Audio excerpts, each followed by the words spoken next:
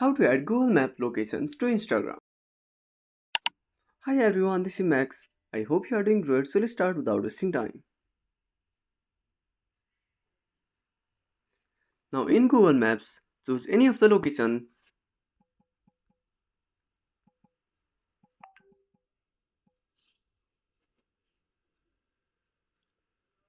Now click on share. Now select Instagram. Now tap on copy. Go back to home screen. Open up Instagram. Now at the bottom right corner, click on your profile. Tap on edit profile. Go to links. Tap on add external link. Paste your link here.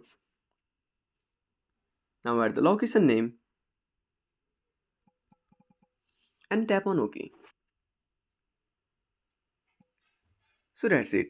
If you found this video helpful, smash that like button and subscribe our channel for more awesome content. Have a burning question or such a topic? Drop down a comment below. This is Max signing off until next time.